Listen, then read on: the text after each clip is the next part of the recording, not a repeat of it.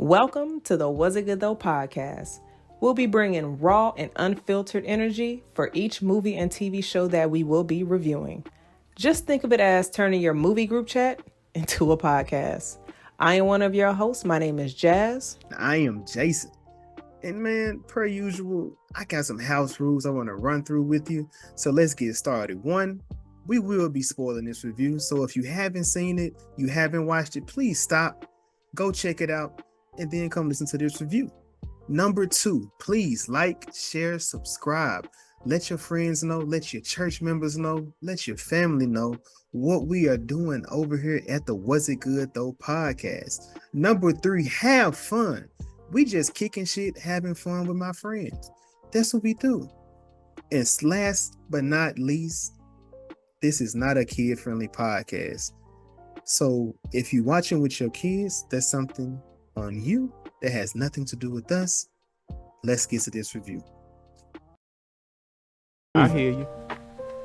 Yeah. Yeah, lucky black bastards who's going to see Kendrick Lamar.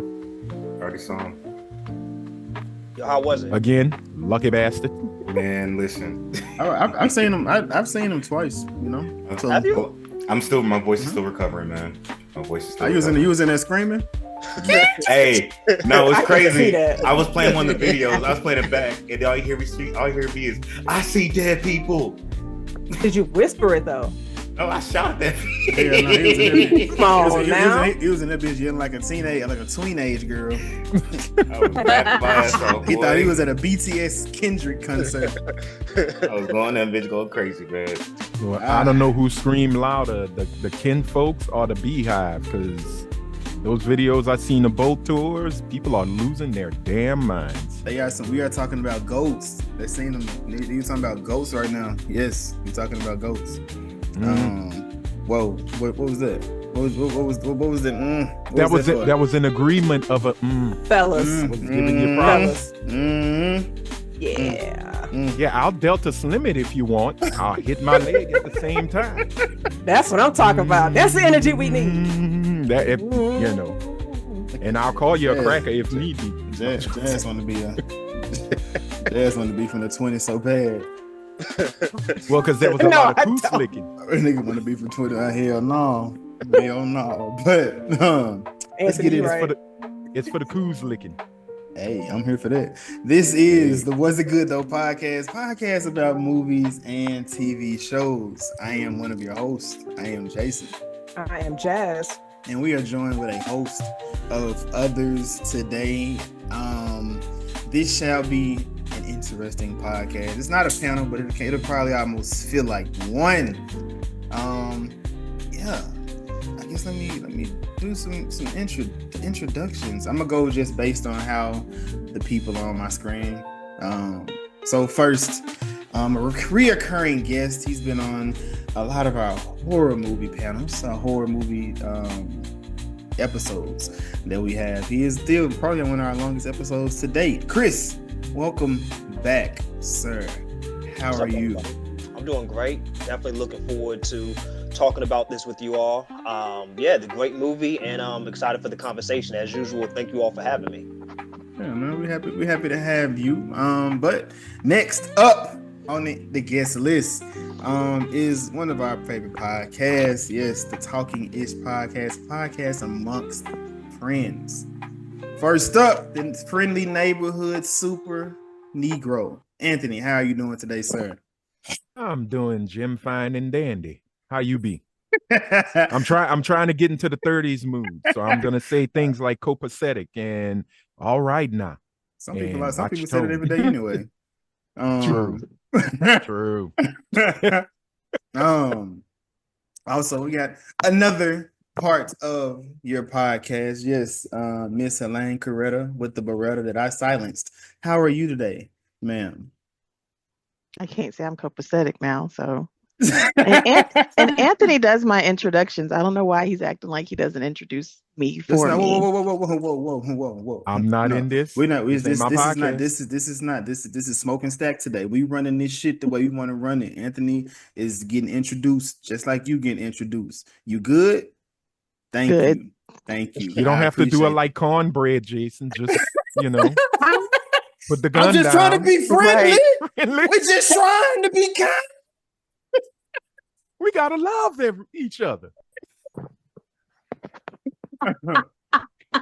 Next up is one of our nerd friends. One of our nerd friends, a Kendrick aficionado, as you may. What's going on here? What's going on here? This nigga, how you gonna turn up? You got intro music? You a wrestler or something? Ivy, how are you today, sir? Chilling, man, chilling. How y'all doing, bro? Doing good, All the man. beautiful people in the world today. A lot of beautiful people. This is a nice black podcast, mixed black women, black men. This And we ain't talking about an eighth. I don't know what that means. I missed it. We ain't talking about an eighth black either. You just Ooh, gonna Oh, an eighth black part of. octoroom this? Okay, got you. Yeah, now these all niggas on here. Two black parents. Everybody. But last and certainly not least, my podcast arch nemesis, writer, creator, podcaster, mother, breaker of chains, dragon slayer. I think she be fighting vampires on Tuesdays. Like she just do a whole bunch of shit. Lisa of the Real Movie Lover Podcast. How are you, ma'am? I am good. I've been looking forward to this. We have too, man. It's gonna be an interesting conversation as we get into it. So there has been some illusion. If you're watching, of course, you have seen our backgrounds, or if you picked the episode, you know why the fuck you picked it. Sinners, episode 152. We are going into the mind of Ryan Coogler. I believe this is our second film from Ryan Coogler that we have done. Of course, Black Panther, Wakanda Forever was the first. Sinners, his first original IP that he has created, he's put out, and it has been wildly successful. Some people, like Chris, are shocked. I don't know if he'd be rooting for everybody black, but you know. Ooh, starting early. Yeah. What? So Chris, I'm gonna start with you, my brother. So you said I went back to our conversation months ago, and you did say you do feel as if this is going to be successful. But I think the success did kind of shock you a bit as how successful. But what about that shocks you, my brother? Well, I do root for everybody black, so let me just say that. Let me just throw that out there. But nah, the main reason why I was just a little bit I guess not on the fence, and it wasn't doubting like Ryan Coogler or Michael B. It's just because the movie industry can be kind of weird right now. So it's kind of like hit or miss. So it was nothing about the quality or anything like that. It was just about that. But I guess the other thing, and this is actually something that I was thinking about, is that vampires are kind of oversaturated. So like it's kind of hard to make a unique vampire film. So I was just wondering like what he was gonna do that was gonna get people to be excited about. But then also with the being set in the 30s, the 30s isn't the most exciting. I'll let them. Yeah, it's not like the most exciting time. So I'm just like, and this is something that I was actually thinking about, that like you got like it's set in like pretty much one location. It's set in the 30s and vampires. So it's like I felt like it was a very high degree of difficulty for this film to be good, and there was a lot of ways that it could have failed. So the fact that like he did this, it's like, I mean, even if it's just been an overwhelming success. But just like long story short, I don't want to talk too much, but it was just mainly just more so I just had the reservations about the movie industry and not anything about Ryan Coogler. Got you. Well, I appreciate that. This was one of my most anticipated movies of the year. So I'm glad things did pan out. Everybody started talking about it, and it's been one of the most highest rated films. I guess critically acclaimed, but also fan approved as with the movie as well. Jazz, I know there was a lot of rumors that Jonathan Majors was supposed to be one of the twins in the film, but Ryan Coogler has said that never was a thing. So of course, first, I want to get into Michael Bay, Jordan, as you like to say. I don't, and there's always a lot of speculation and a lot of issues, not necessarily issues, but as far as with range and how he does certain stuff on the screen. But in this film, he had to portray two different people, which Coogler did. He got some twin consult. He consulted a lot of people. He did. I don't know if he consulted vampires now, because I think that probably would have gave us a 10 in my call opinion. Tom Cruise. Yeah, Tom Cruise. Yeah, that's one. Pharrell is another, possibly. But yeah, I think he could have got Nicole Kidman is another one. No, she looks next to dead. But Michael Bay Jordan, Jazz, what did you think of his portrayal as the Smokestack Twins? I think he did an amazing job. I will say this is probably his best role to date, and he's been acting for years. But what he was able to bring to these two characters, I believe, it just sucked me in because it had you forgetting this is the same actor. Down to the details of his Smoke's hand shaking, which was a detail that was mentioned throughout the entire movie. It was breadcrumbs, and then you just realize, which is why Stack kept making his cigarettes. And so it was just those small details. He made me proud. That's Bay right there. That's Bay. That's the second love of my life. Helene. Oh, Trevante. Oh, he's still up there. I thought that nigga. Who the hell is Trevante? I ain't From Moonlight. Trevante Rose. Oh Lord Jesus, have mercy. I didn't know he was. I didn't know he was still on there. I didn't know he was still on there. Yeah. I thought you was gonna say the big gay dude. No, he's just Ron Harper. You didn't even have to bring him up. Ivy, don't even say nothing. No, I'm not saying nothing today. No, what's his name? I don't know his name. What's his name? Bo DeMayo. That guy. That's just lust. That's not love at all. He just has a really nice body. Trevante is just lust, not love. Michael Bay is love. They're two different things. Is it? Yes, one is a sin. Okay.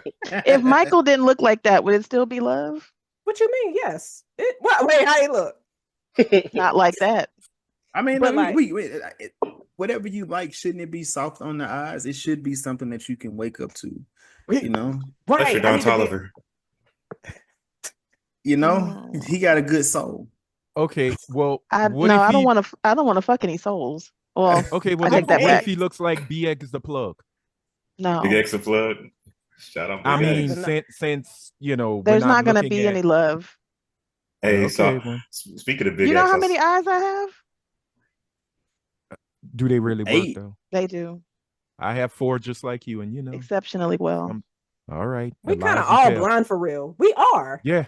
No. Everybody on here is blind. No, Jason, don't start. Don't me. Actually, wait. Jason is still trying to keep that lie alive. Like right. Lisa, you blind too. Okay. You just got your contacts in. I know your. Oh yeah, you're right. I don't have contacts, nor do I have on glasses. And I can Jason, you wear glasses. We getting off topic. You're right. Let's back to the movie. Look at him moderate like some true motherfuckers. Moderate, niggas. Anthony, I'm coming. Anthony, I am coming to you. I do feel as if Ryan Coogler is a great cinematographer. Also a great director. How did you feel about, how the movie was actually filmed?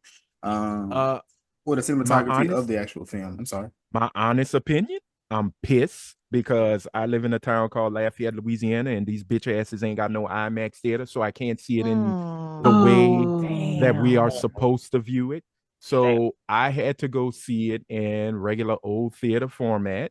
Some of the colors were washed out. A lot of the scene, even in the morning. What hood-ass movie theaters was you going to, Anthony? Girl, look, I go where I get it for free, so I ain't got time to tell you the plug. So this ain't going to the dollar movie. We don't have a dollar theater no more. It got condemned, and because of rats. But what I'm saying is, if you watch it on a regular screen, you're not going to get the majesty that it was supposed to be in. Kodak IMAX film 70 millimeter is made of rich saturation and gives you a dense visual. You look at it on a regular screen, it's not gonna pop. So the blue sky, which is something that Coogler was like, no, the sky means everything and the colors mean everything. You're not gonna get that rich saturation. So I watched it like, oh my God, I'm actually in the 1930s and I'm at the picture show and it's a Nickelodeon, you know? So, but when it comes to cinematography, I cannot remember his cinematographer's name. She is a beast. She came up with a lot of the shots that actually Coogler was like, whoa, wait, I didn't even think of it like this. So I got to give props to her and Coogler because they were a 1-2 punch when it came to the visuals. The dude knows what he's doing. And I will leave it at this. And I think I told Jazz this last time we talked.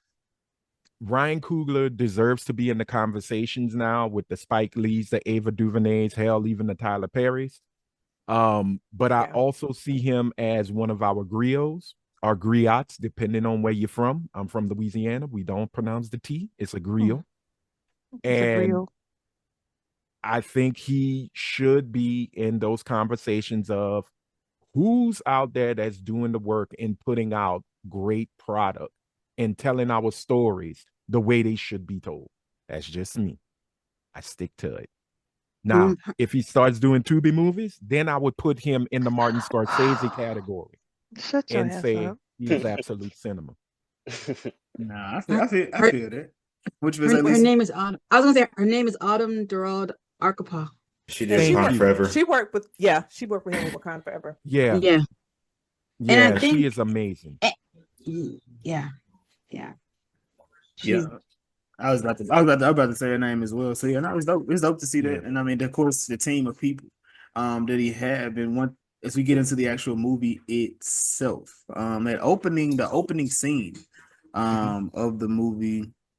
Oh, before you get into that, can I just give a huge fuck you to Rebecca Rubin? Oh my. If that's okay. Who was that? Because she's the bitch that wrote that article in Variety. With that weak-ass article. Yeah, and so I just wanted to give a mighty fuck you to her. I'm sorry. Go ahead and mute me if you must. I'm done. You're good. We appreciate the fuck you. Fuck you, Rebecca.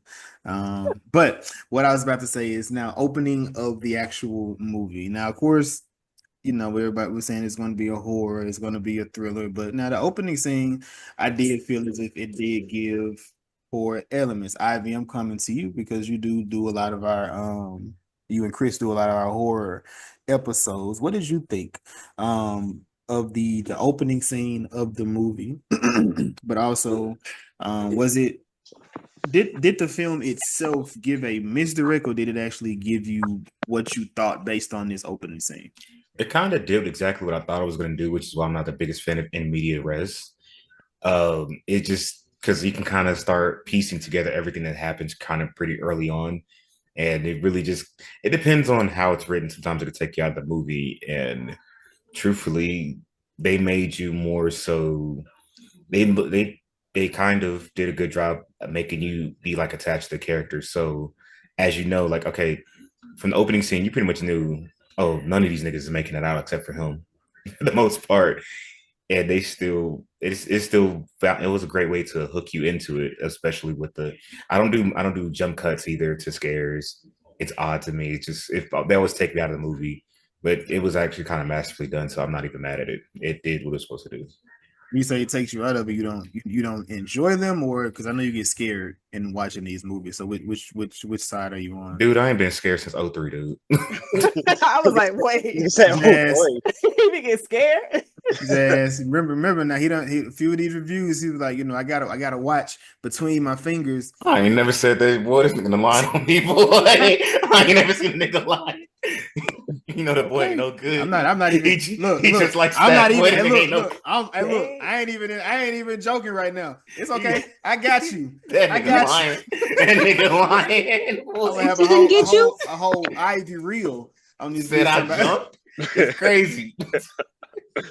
Don't let Jason be right. Oh my God, don't let Jason be right. That nigga lying. Nigga said I jumped in that movie. Wait a minute. Did you see Smile 1 and 2? Yeah. So wait, Smile 2, that part where she walked back in her room and they was all that didn't get you. Yeah. I told them That didn't get you? I told them during the review. I actually missed that part because I had to go to the restroom. Oh, That's how he always miss. He That's always miss him. some movies to go That's to the him. restroom. Yeah. He's a Peabody. He just don't know Harriet how to Cobb. operate. He I'll be that man a buying liquor at the Peabody. theater, man. I don't know what y'all want. I tried doing that before, Lisa. It's not easy. Not in the seat. It's not easy. No. They didn't want me to wear the pants. Niggas too. need diapers. Like, I ain't wearing no pants to the fucking movie theater, man. like, y'all can't go to the bathroom. But y'all must be terrible on a road trip. Niggas stop every 30 minutes. I order drinks at the movies, man. At some point, I'm gonna have to pee. You gotta go before drink. and sip. You gotta sip. You don't drink nothing through the preview. You just gotta sip every 10 minutes. You can't just They taste good. and that bitch go Right, like he is on the pod. Excuse me, sir. They taste good, man. Yo, Don't let me get paid. If I get paid, oh my god. Jason, I know an in person in the movie hate to see Ivy coming like, that's the nigga that get up every time. He said probably sit in the fucking middle. No, I sit on the side, but I sit on the front. Oh, good job. Because I'd have had to tell you, go sit your ass on the aisle seat, buddy. These legs ain't moving for you. And if you scoot, always get an aisle seat. Yeah. I do my hardest to trip your ass. Just to let you know, I don't play that game. Hit to the side. Nah, I feel Anthony. I get it. Helene. So, of course, like I said, we get in the beginning. We see Preacher Boy. He's at the church. His dad telling me to put the music down. But then it rewinds and we kind of get the day before. And we begin to get the story laid out. What did you think about when they actually bought the juke joint in that scenario, with the white guy at the time? What was you feeling when that scene came up? No, in 1930s South, they were talking real reckless around that white man. And I was very surprised that he even allowed the sale to go through, no matter how much amount of money they had on them. Just the boy comment, and there's no boys here, and the foreshadowing was like the stains on the floor, because I was in the movie, like I was texting Jazz, I was like, what the fuck, like what is, like that's just not normal, like something is up with that. Like I didn't understand it at the time. I'm just like, that's not normal just to have those stains on the floor. But that whole dialogue between them and that white man, I was just like, he ain't gonna sell them this shit.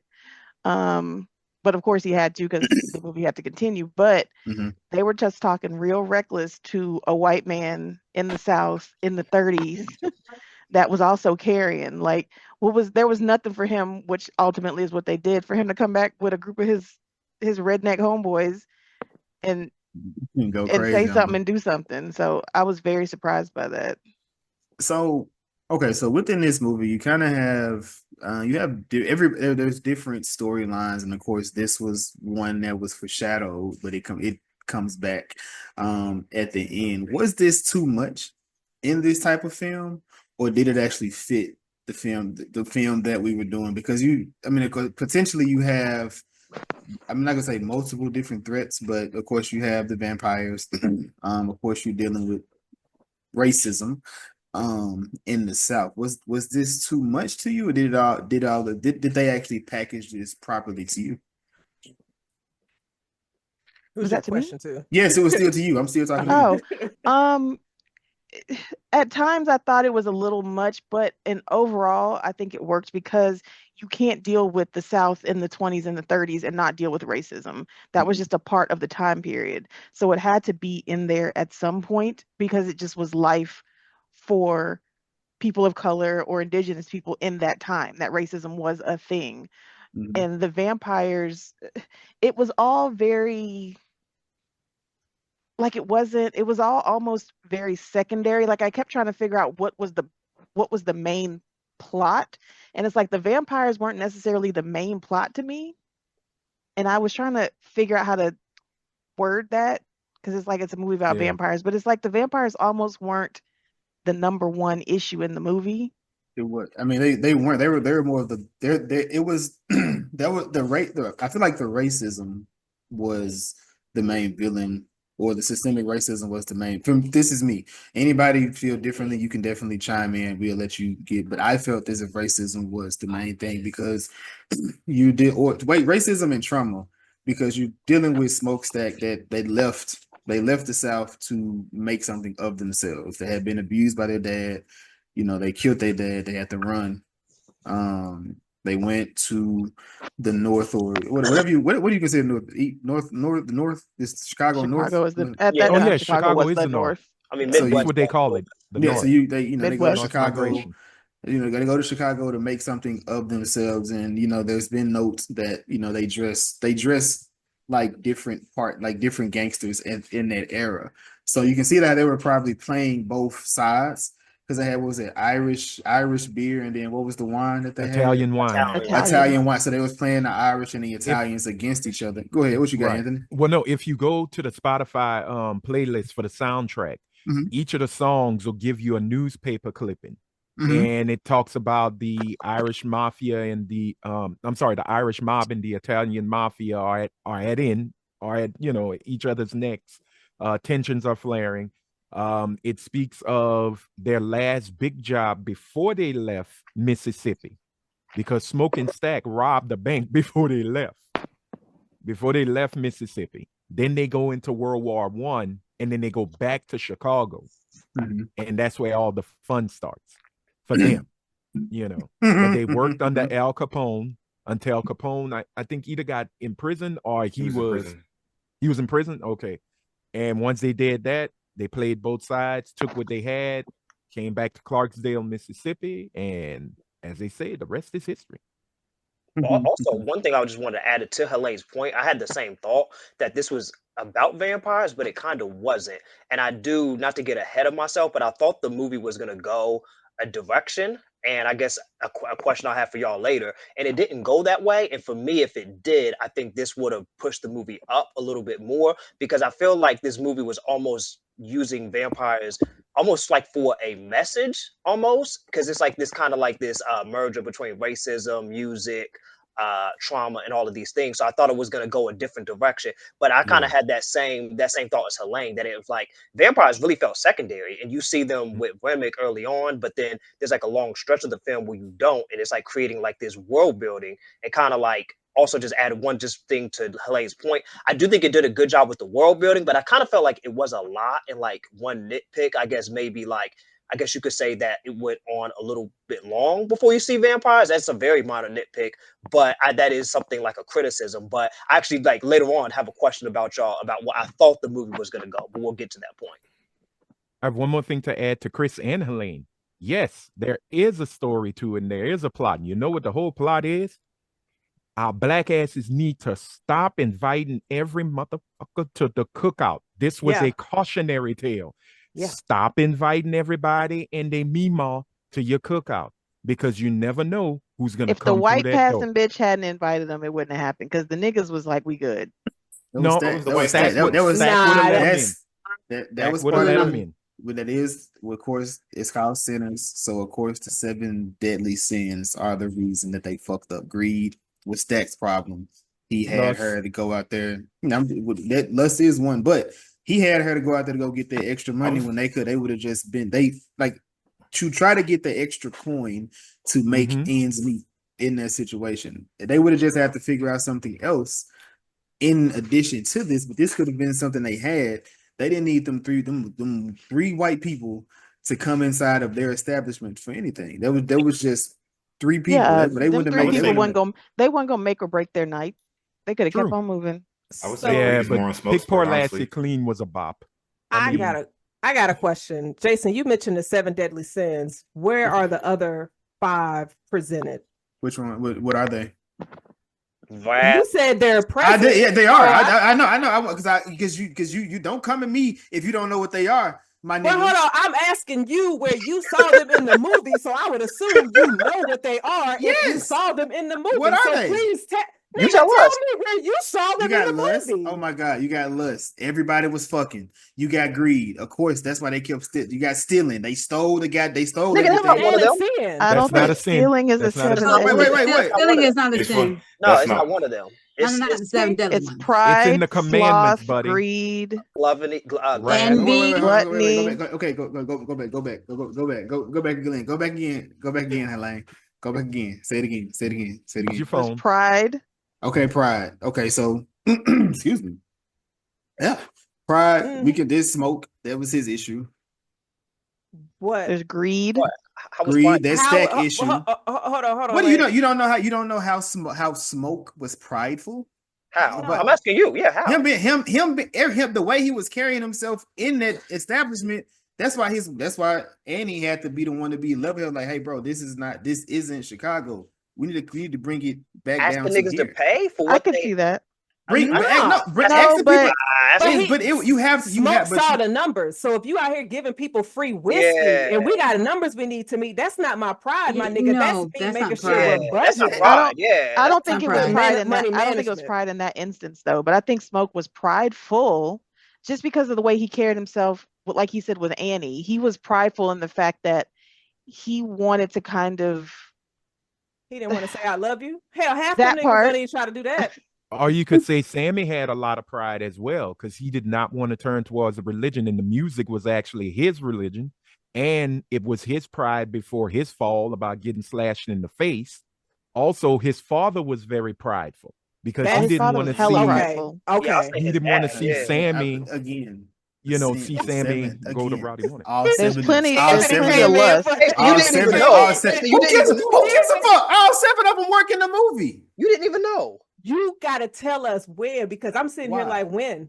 Why? Why? I mean, Oh, there's man, plenty of that's lust in the there movie. you I mean, we go. did Well, I mean, a whole lot of that lust. means What- no, there's you got plenty. 5 other ones he didn't even mention. What else you He got? didn't even. Oh, I'm sloth, telling you. Sloth wrath, being and late. gluttony. Sloth. That's cornbread. You said what else you got? What else you got? No. Cornbread and sloth. Gluttony. That's There was eating too definitely much. That's gluttony. cornbread again. What is it? No. Cornbread didn't eat much. No. If you go No, with cornbread gluttony, didn't you could eat. say Delta Gluttony is Slim in his every alcoholism. gluttony. Yeah. Gluttony was That's everybody else Slim. that was in there That's getting Slim. fucked up. Slim, Yeah. yeah, Slim is Slim. gluttony. Slim, Yeah. Slim's got. Mhm. I He was was Time out, gluttonous hold with on, his. hold on. But being horny isn't necessarily lust. So let's just stop that right there. That's not What? They necessarily were lust. beyond horny. They was That's Bro, she fucking. was married. All of them were married. Both of those women were married women. Okay. Oh, that Who's- is true. Oh, true. Yikes. Okay, you're right. Married women. Yeah, you're So right. hold on. You're right. Are all the Oh. women in Oh, go this ahead. I'm movie sorry. outside of Annie? Would you classify them as villains, like secondary villains? They first there. No, villains. Pearline wasn't a villain. Pearline is definitely a villain. Pearline was She not a cheated on her villain. husband. She's a Her bad husband, person. yes. She's a And bad person. that doesn't make her a villain. Oh, Right, y'all like- remember this point because I'm gonna come after her lane. Oh, yep. That does not make her a Mental villain. Note. She's a Because we bad don't know person. what She's not a we villain. don't know what relationship she had with that husband. He Because could she Oh, have you was been trying at to the say house her whooping husband her knocked her ass. So around? we don't know. There we don't go. know. Here come the Ike and Tina theory. Look, Oh, hey, no. look, Pearline was out there looking for somebody already. She was at the juke. She Yeah. was looking for somebody. She Listen, She wasn't listen. riding no train. Look, Wanted I'm to gonna be train. honest.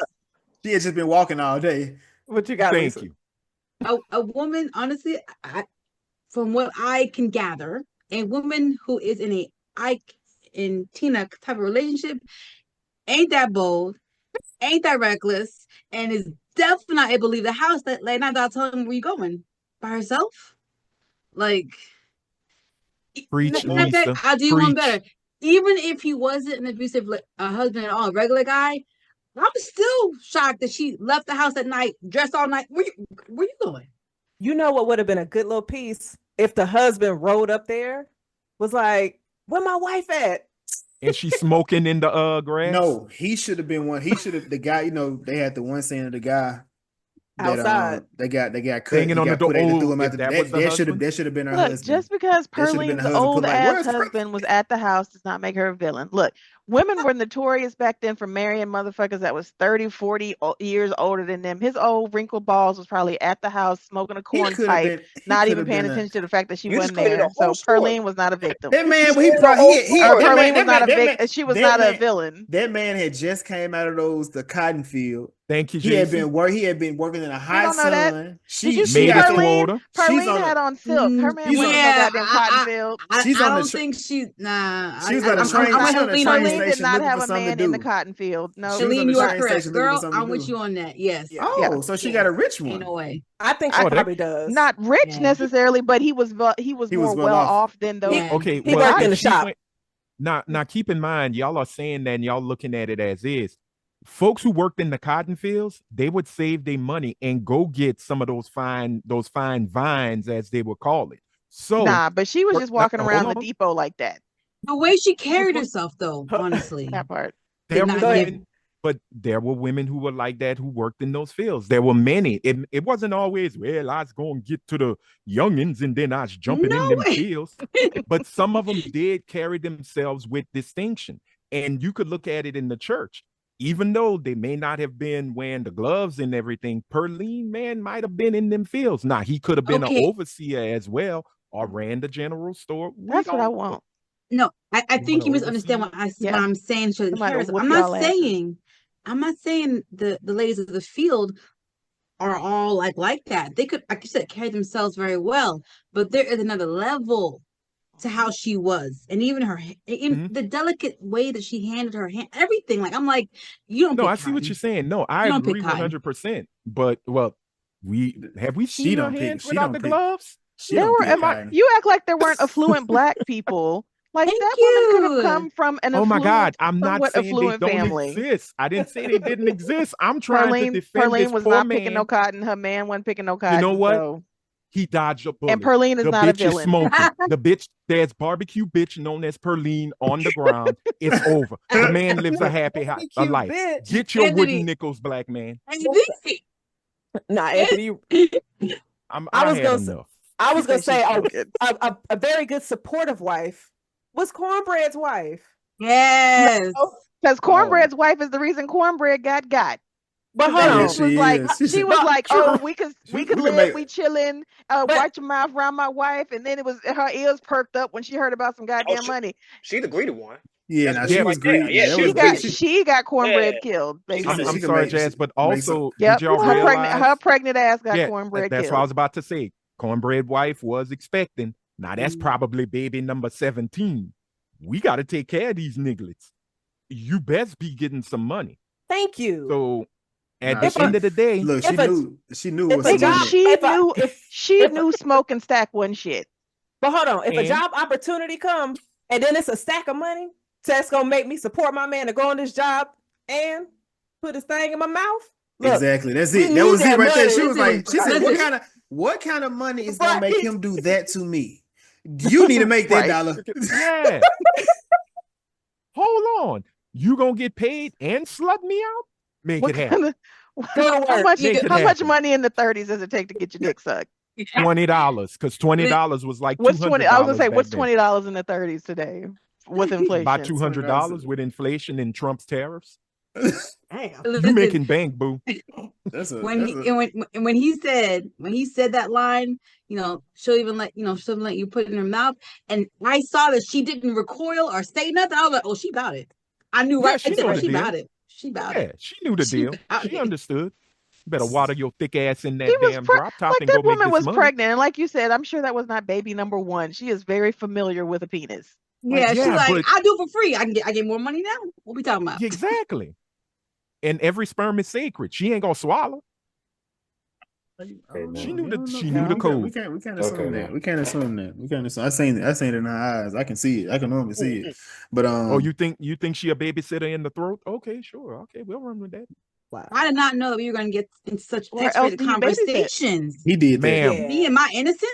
He Come said on. that. Right, I didn't Lisa. do it. I didn't Where do else it. do you babysit? It's I crazy. don't know if we saw the same movie, Miss Lisa, but an octoroon told a man got her coos stuck by Her tongue. coos. Look, I'm not Damn. gonna lie. Haley showed up for Things this role. happen. I'm gonna give her flowers. Things She did a happen. great job in this role. She was Alright, the wait. best octoroon I ever seen. What's an octoroon? What's that word? Oh, One like eighth an black. eighth, 1/8 black. One Ah, eighth. Yeah, gotcha. Mhm. yeah. Gotcha. Her Yeah, granddaddy was a half breed. Her mama was a quadroon, A quadroon. and then she's a octoroon. That's crazy. Nah, For that. I was waiting for the 64th roon Nigga, the because that's what it was coming macaroons. to. because Did we you- were getting there. Did y'all know they We were have getting terms for every like fraction? That's kind of nuts. Yeah. We're from Mhm. Louisiana. Of course we know these Yes. terms. I had never. That's wild. Shit. I had never heard that. Mulatto is the half breeds. Yeah, I heard of Octoroon- mulatto. Yeah, and then the fourth is quadroon. Quad. Eighth is That's insane, octoroon. bro. That's Yeah. nuts. That's crazy. That you got full on terms for it. Yeah, Then you got like the 80th Aroon, which are the baboons. Nigga, shut the fuck up. What? All right. Uh, Anyway, Got two other all right. raccoons. Hey, I mean, so look, all right. So in the film, of course, like I said, the twins and Preacher Boy, they're all together, and they have at this point this week they got to split it up, and you kind of see they're on their different journeys, as they get ready to travel. So, Lisa, Stack and Preacher Boy, they go to the train station to get Delta Slim. Of course, we have a lot of different commotion going on here, but I mean, you got white people, you got black people all down here at this train station, but no, there was no commotion outside of, the story part of it. What did you think about of course, their relationship, but also this scene as they make it down to the train station? So the relationship between Stack and Preacher Boy? Stack, Preacher Boy, and it could be and Delta Slim as well. Just that dynamic there, because all of that happened at the same exact time. Yeah. So I appreciated the way that they connected with the music. Like that is kind of how they all three of them bonded, and it was such a strong bond, cemented in Stack's mind that years later he returns and requests that like him to play for him again, because he never that never left him. The strength of the music in this film was much appreciated for me. Like I really liked it. And I was a little scared for Preacher Boy when he picked up his guitar and wanted to start playing. Even I was like, no, nigga, don't do that. That's Slim's track. You gonna get what you doing? I was waiting for that straight razor. Thought Delta Slim was gonna cut him? Oh, yeah. He would have if Zach wasn't right there. He would have. Yeah. No, like dude, taking a they used bitch's to hoe kill stroll. That's people. already out Right. there. That They scene, I'm used not. to get killed. That scene it's the small details like that you see within this and the different engagement interactions between the characters. I absolutely appreciated it because they were just like, man, put your shit, come on now. Yeah. It's like, chill. And So this whole movie was a tribute to African oral tradition, if you really pay attention to it. Nothing was written. Everything was through word of mouth and the stories that you told. Because even when they meet up with Slim and they're going back and forth, and if you go into the car scenes, where's the three of them, it's an elder telling the young ones the tale that they don't even know of. They weren't born during them days. Here's something that happened before you were born. Because when I tell you my big ass was tearing up when he was telling the story with him and Rice, that was like, that reminded me of something my grandfather told me when he came back from World War II. And I was like, yo, okay, America, fuck you. I'm glad I'm here, but fuck you none the same. It's really something that it holds, it grabs on, it latches on, and it doesn't let go. And that right there is like, oh, okay. Yeah. Thank you, Ryan Coogler. Now I might not be liking palm colored people right now, but I'm okay with that. And that story also, it told you everything you needed to know about Slim. You instantly understood why Slim was the way he was, why he moved the way he moved, and why he didn't even own anything. Like it just masterclass right there. Did y'all love the sound effects that happened during the story? That's where it hit. Oh my God. That's where it hit the most, because you hear it and with him telling that story. I will say this, they had, and I'm just saying, there were a white couple in front of me. And when he's talking about when Rice got caught and they came up with the story that he had robbed and killed a white man, so they strung him up, and you hear Rice screaming, let me go, and then you hear him, help him. I was just like staring like, come on, y'all, do something. And the wife started like kind of getting shaky while it was happening. And I'm like, yep, listen to what your cousins did, because that's your people. Reaction from white people in the movie theater that I've seen like this was this movie, of course, but the last time I saw something like this was when I went to go see Rosewood in the movie theater. That was the last time that I saw white people physically recoil at what was going on the screen. Ooh. Oh, yeah. I would have hated to see Rosewood in theaters. Now you know why Trump was trying young to get and rid I saw of that with my history. mama. That was traumatizing, to say the least. Yeah. I mean, Ving Rhames got them guns though. Yeah. Right. He got the cap in. So on the opposite end of the spectrum, of course, you got Smoke, and Smoke going into town to the actual, going into town, to get with, what was this, The Chows. the Chows, Mm-hmm. Ivy. What did you think, of the? Because I know me and Helene, we kind of talked about it, but what did you think about, what is it, Bo and Grace, and their significance in the community?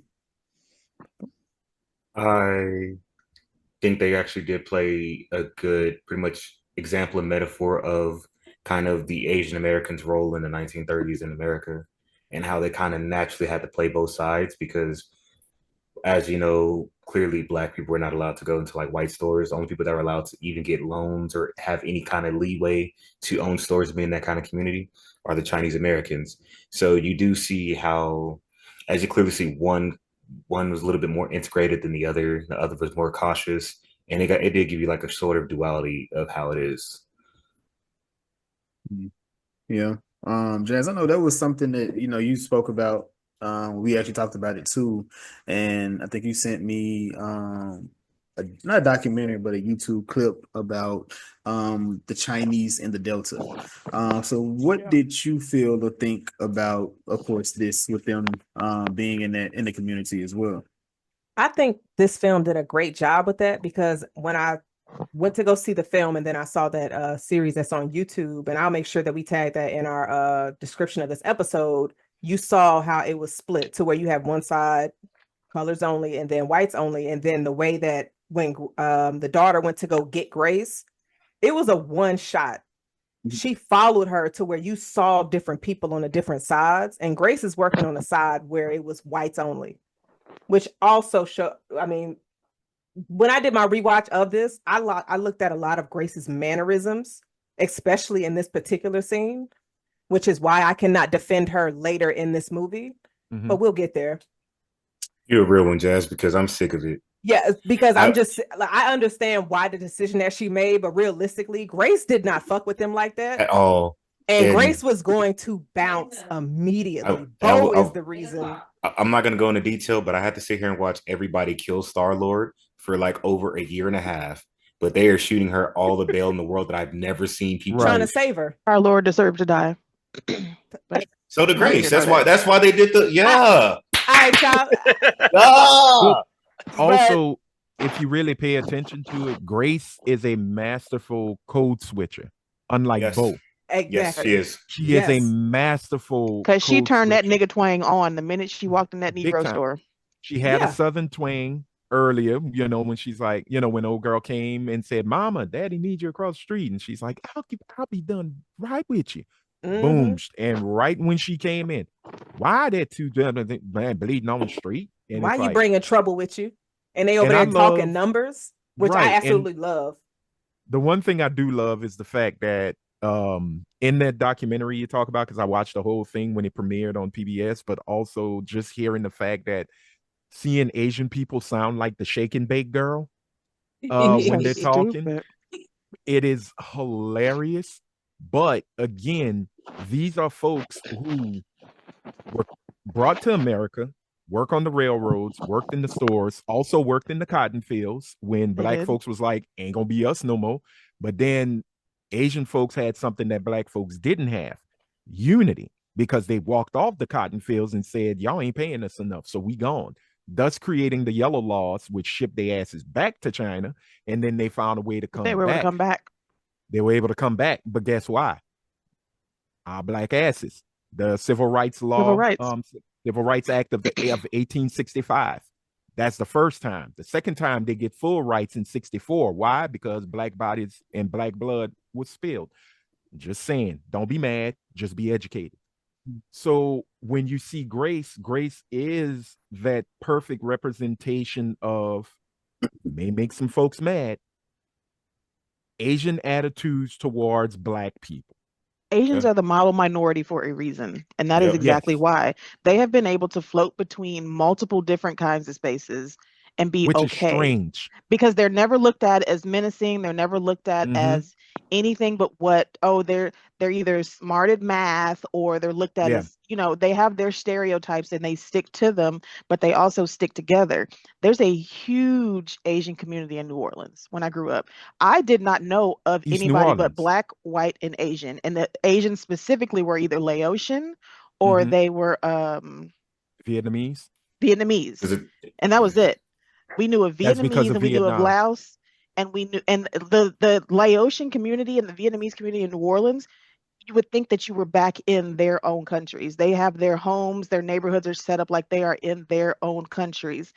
So to see that in the movie was it was the life that I grew up seeing, even in New Orleans. Like the corner stores that I went to were manned by Asian people. And it wasn't until I got older that it became like Indian people, but it was mostly Asian people that owned the stores. If it wasn't it wasn't that one Black store in your neighborhood, the other ones were all Asian. And they did do the same thing. They would fuck with you to a certain extent. And then it was like, you pushing it now. It's a little much. Right. Like you can only do so much. And that's what Grace was about. And I can't say that I'm entirely mad at that. Grace was like, this ain't our problem. Let's go home to our daughter. Now, Helene, I'm with you on that part. Like she signed up to do now. Well, I signed up to make you a fucking sign, get you some and fry fish, your catfish, and and that was it. I didn't sign up for bloodshed. I'm gonna take my ass home to my goddamn daughter. That part I'm with you with, but she is the secondary villain. So we were talking about villains before, but she's one of them. She's on the list. But she's on the list, but I don't think she's that high. I'm not co-signing nobody. She's not that high. The conflict is because of. After I've got Remick, the Clan, and then Grace. She third. Oh my God! She third. Fucking Mary is higher. Mary is higher than Grace. I'm sorry. Mary is higher than Grace. Mary should not have brought her ass nowhere around them motherfuckers because she knew good and goddamn well if any white person rolled up in there and saw her lily white ass, it was over for everybody. Mary was more of a villain than Grace. Okay. No, that's hell no. But Grace got everybody killed. No, Grace wanted to leave. Nigga, they was gonna die anyway. Why did they wouldn't let Grace leave? Well, true. Okay, that's true. They should have let her leave. That part I agree with. But that don't mean let everybody come in. Like just because you don't let me leave doesn't mean let the vampires come in. And wasn't she the first one to die? So she ain't do shit anyway. That was a waste of time. All right, I'm sorry. I guess we're there. So. Wait. Where you read on this? Where you read the whole movie? No. Where you read on this? Okay. All right, hold on. Before we get there, we're trying to get to that. We gotta get. All right. We stopped. Yeah, please talk about my imaginary real wife. Please. I'm finna get to it. That's what I'm finna talk about. That's what I'm finna. I have to profess my love. So we get to. So, oh my gosh! At this point, yeah, me too for that. We get introduced to Annie. Is her name Wunmi? Is it Wunmi? Wunmi. So we get her name is Wunmi Mesaku. So I will say this. Wunmi been fine since Lovecraft Country. I don't know why they were sleeping on Wunmi back then. It's only 5 years. It's not like that's just like a long time. It's called when you upgrade your publishers, they put real money behind you. Everybody start acting different. That's just how it is. Listen, but it's also moving from the UK to America. What you say on that out there? I was about to say, listen. Me and my friends used to call Kendrick Lamar a rodent 12 years ago. Now, for some reason, Eric on TL think he's cute. I've never seen anybody do this before. Listen, they put money behind you. You start acting different. Glow up. It's called a glow up. It happens, man. It happens. That's all it is. Kendrick still looks like a rodent. You call Kendrick Lamar a rodent? We used to say like a rodent. We used to like a ferret. We used to get on him all the time, and now I look up and like all the girls think he's cute. I'm like, y'all weren't moving like this 10 years ago. Like they put money behind you, you glow up, all that. They start acting we about sinners, not a nigga looks. Exactly. Yes.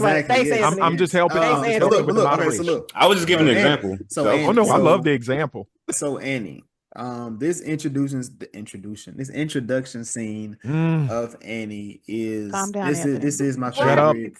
This is my favorite part of the movie, because it kind of speaks to, him living in the streets and her, believing in what she believe in. She believe in her roots and being able to pray over him. And, he pulls up. This is kind of like one of the first things we kind of allude to. We talk about the money situation. The kids are paying her with stuff that can't be used anywhere else, but it works in that town. Mhm. He like, I got money I can give you myself, and he was like, that's blood money. I don't want that. I'm good with what we got here. And he said, I've gone all these different places. I ain't seen no ghost. I ain't seen no magic. I ain't seen no roots, but I have seen power, and I seen it's being bought with money. And she was like, Jason, what? I'm sorry to cut you off. You got to say it like Smoke did. Channel it, my brother. You got this. You got it. Go ahead, give it to us. Channel it. I can't. I don't know if I can say. You say. I done been all. I can't. I can't. I believe in you. That's why nobody else does. Just I continue. I also believe in you.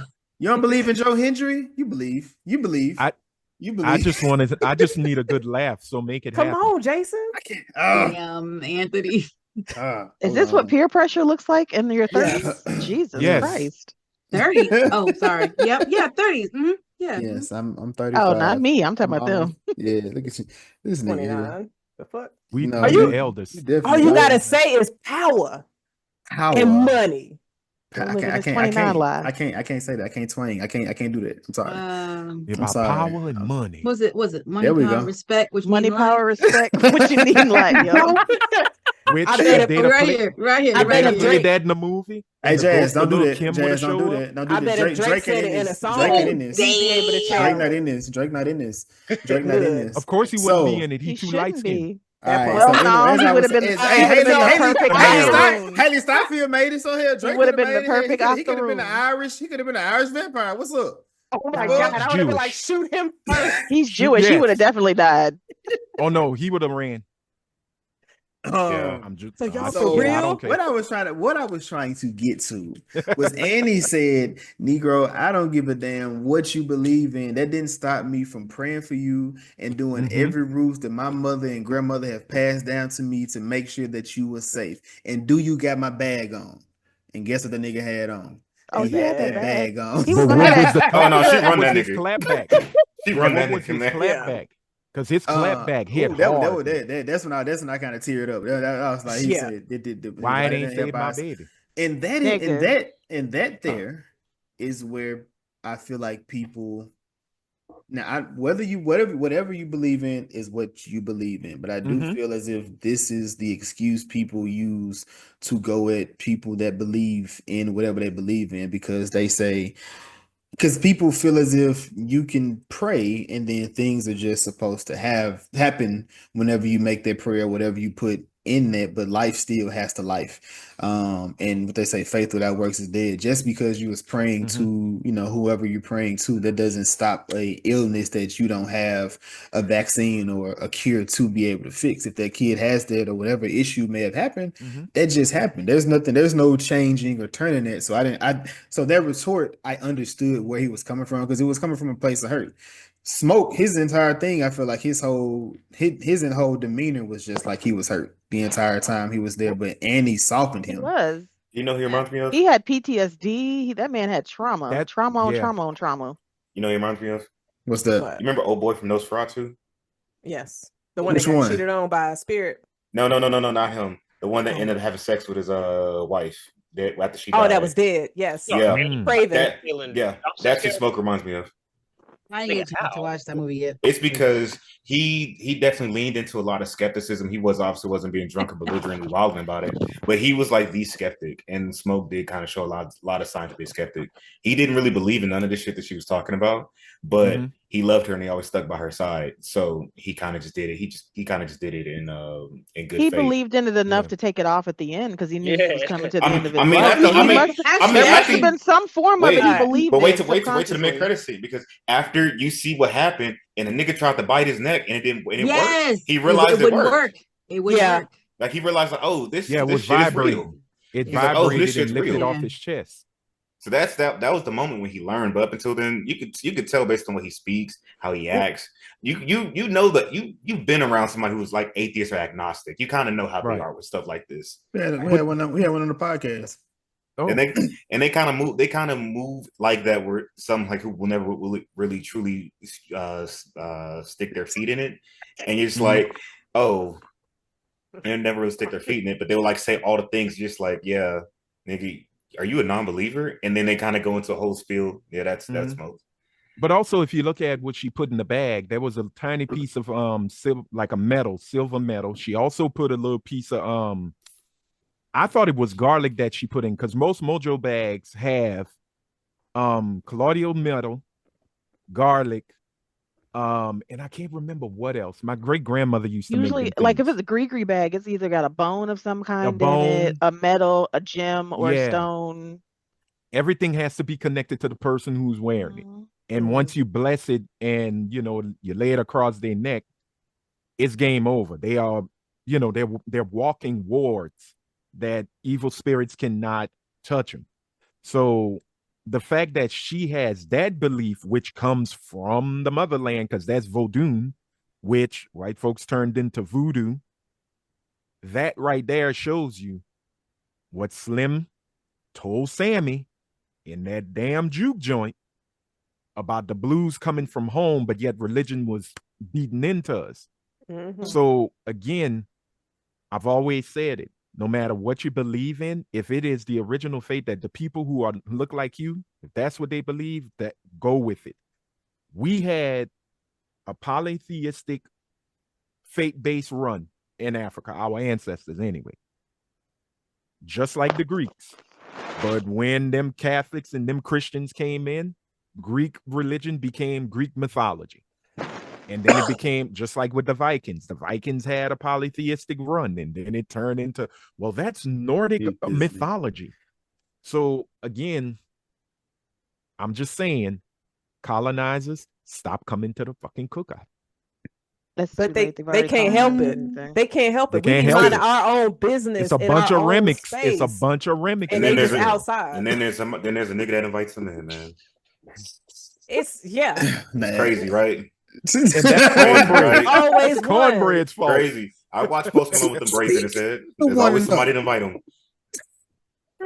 Hey, There's man, always look, somebody to invite him. But hold on, let me ask y'all this. Negroes like riffraff too, so he was tiptoeing in his Jordans. They be playing in it. But I'm gonna say this love scene, Anthony, since this is your future wife, was you fighting the air as well as me? Because I was like, I want to be where you at, Annie.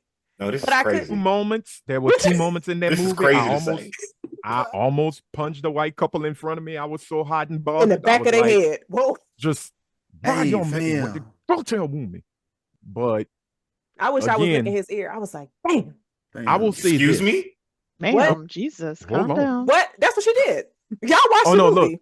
I missed it. And then when she was she definitely did that. No, you said I wanted to. I didn't lick his hair. Lick his ear. I want to see that shit. I would have been Preacher Boy. I would have been. I wanted her to grab me how she grabbed Smoke and speak in my ear in Creole and say, "Your body didn't forget me," and I'd be like, "No, it did not." Do we need a short intermission so that Chaz and Anthony can get some ice water? Or look, I got icebreakers. I'll cool out. I have wine. I have wine. But Anthony, you are speaking facts because when she said it in a different language. Yes, in Creole. She said in Creole. What I do love, the women in this movie were very sexually aggressive. Yes. They weren't damsels. Yes, like they Lord. weren't. Yes, I love that shit. I ain't gonna lie. Yes, Lord. I yes, like Lord. But think yes, about it, Jason. That silly ass pastor. Go sit your ass down somewhere. Go ahead, Anthony. No, think about it, because most movies where you have women and then there's this sexiness, it's always the guy who's the aggressor, the guy that pounces on her, and she's like, "Oh, okay." Not this one. Not Annie. How'd Annie she do, said, Anthony? No. None of that. None of that with Annie. Annie said, "Bitch, I'm from New Orleans, Louisiana. I'm straight out that by you. Baby, I'm gonna you hear do me? to you what you ain't never got in the World War nor in Chicago. You gonna get some of this Mississippi mud right here, right now, and it's gonna have a little Creole blend." Because listen, she ain't seen him in 7 years. You hear me? My husband roll up after 7 years. Because she channeled all. She channeled all of that. She said your body ain't forget me. I was like, exactly. Hey, I would have been done right then. Like, you got to give me 10 minutes because it already happened. It already happened. And it was the passion. Like for bad teacher You Oh, sicko. Oh my god. Simpatico. Hey, Jay. And can I just say to piggyback on Jazz earlier, it is a true testament to Michael B. Jordan because he had two separate scenes with two separate characters, and it still felt like two separate dudes. Like it wasn't weird. It wasn't weird to me. He understood the assignment and executed it perfectly. Hey, I commend that brother because sometimes you got to be a different nigga. Jazz, not Jazz, Jason. I'll commend him, but I'll condemn him at the same time. The next time you put hand on my imaginary wife, it's gonna come to blows. Hey man, look, man. She put more hands on him. Hell, she was the aggressor. I'm sorry, I will never check my perfection. I will always go and knock out the flaw, and the flaw was Michael B. Jordan. Get out of here. It's my place. Woomy was like, and I wish I was the baby at the end. That's it. I'm done. And then she grabbed that nigga neck. I was like, oh. He wants some milk. Anthony needs to be arrested off of that. Sir. Arrested off of that. Sir. We heard you. I've said my piece. Let me have my moment. I get it, man. But nah, man, that was a beautiful scene. With her and Michael B. Jordan. It was passionate, man. It was. I mean, I feel like every scene was though. Yeah. And the crazy thing, people kept saying it's gory, it's gory, it's scary, it's beautiful, and it's horny. I'm like, I mean, it's a vampire movie. These niggas wasn't vampires. But these were passionate scenes that they were not even making love in though. Right. There were scenes where they were just looking at each other, and you was like, God damn, do I need to go in the other room? And I want to say this. Michael B. Jordan was having the absolute fucking time of his life playing these two characters. Yeah. Like, if you look at how he played them, but you can tell, like, Smoke was the reserve one. Stack is the wild card. And you could tell when he was playing Stack, he was like, shit, balls to the wall. I'm going for it. You're gonna see these gold toofuses. You're gonna see this for this hat. You're gonna see this red I'm wearing. And like he said, he's the pimp. Out of all of them, he's the mouthpiece. Smoke is the enforcer, and all right. Well, hey, Smoke's catching bodies. Smoke, yeah, you can tell he was catching bodies. Listen, outside of when Stack became a vampire, Smoke was doing all the killing, even with the snake. Stack threw the knife at Smoke, and Smoke from that end did it. I was gonna ask y'all. He was King Smoke was the one that popped old boy in the ass. I was gonna ask y'all. In the leg. Oh man, that was something we do got to get on. Like Smoke wasn't he was not for the bull. He said, I can't let you get away with it. Somebody can't let a killer. Smoke was at the end of the day. Smoke was a killer. He killed their daddy. He was not hesitant to pull a knife or a gun on no damn body. Smoke was a killer. He put on Preacher Boy. He put the even on his little cousin, and that was really to save his life. And then he pistol whipped his cousin. I'm trying to save your life. Stack was the rough. Like, I'm gonna bark at you. Smoke was the enforcer. Yeah, but I say like with Smoke. Damn, I had a thought. I forgot what I was about to say. Come on, you got the forehead, girl. It's there. It was that. I was about to ask y'all. She got to rummage around in there. Right. Too many thoughts. You doing that like Goku. She about to issue transmission out of you.